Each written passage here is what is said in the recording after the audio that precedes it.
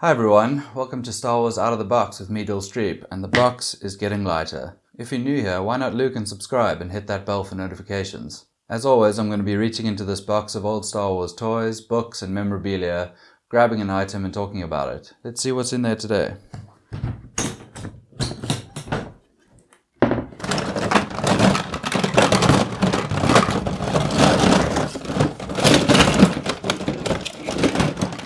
It's another from the titanium diecast series.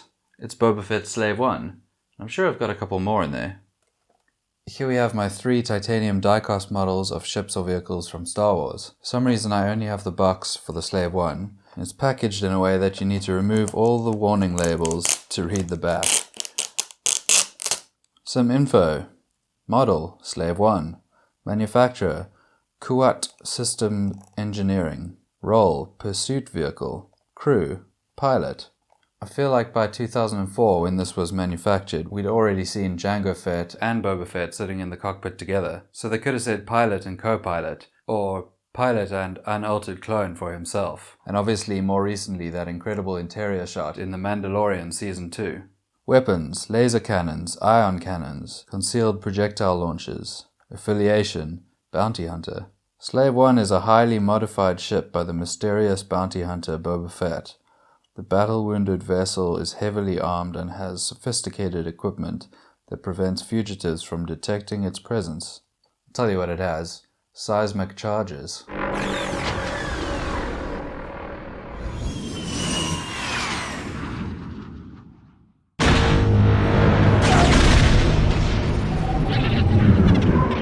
In a franchise full of awesome sounds, that has got to be one of the best.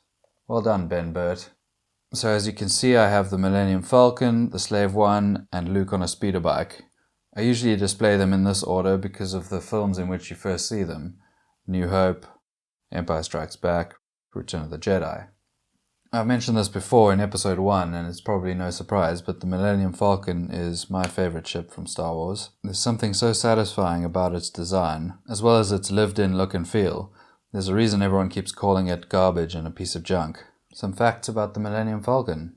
It too is heavily modified. It's a YT-1300 light freighter. It's about 35 meters in length and 25 meters in width. We all know it can make 0.5 past light speed, and did the Kessel Run in less than 12 parsecs. And as a challenge, if you can name another owner of the Millennium Falcon besides Han Solo, Lando Calrissian, and Rey, let's not say her surname lest we start another war, then you win this video. You officially win the video. It's not something you can hold physically in your hands, it's like an NFT.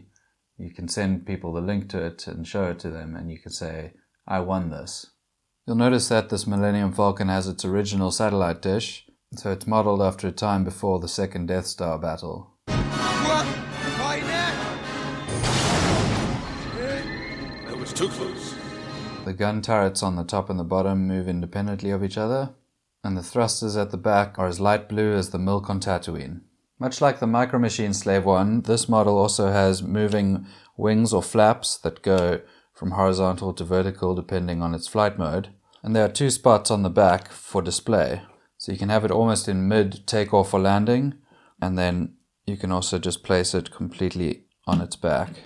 They're also meant to be movable cannons on the bottom of the ship, but in an out-of-the-box first, all the rough housing and manhandling caused this little section here to snap off.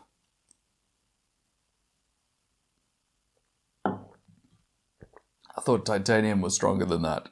Lastly, we have Luke on speeder bike. He's clearly in pursuit. As you can see, his coat is flapping in the wind. This looks like it would take place just after he's jumped off of Leia's speeder bike, kicked a scout trooper off of his, and has taken over. The speeder bike chase is probably one of my favorite parts of Return of the Jedi, and it also has some of the most brutal kills. It's often easy to remember the Battle of Endor for the scenes of Ewoks overpowering stormtroopers with rocks and sticks and ropes. But take a look at these speeder bike kills. Oh! Ah!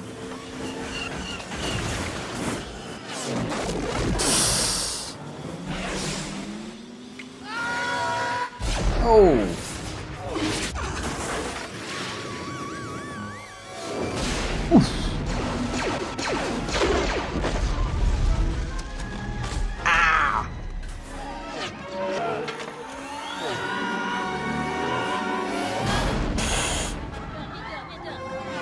Oh, you'll feel that. So those are my 3 die-cast titanium series models of the Millennium Falcon, the Slave One, and Luke on speeder bike. As always, I'd appreciate it if you clicked Luke, subscribe, and hit that bell for notifications. From me, Dill Streep, and Star Wars Out of the Box. Goodbye.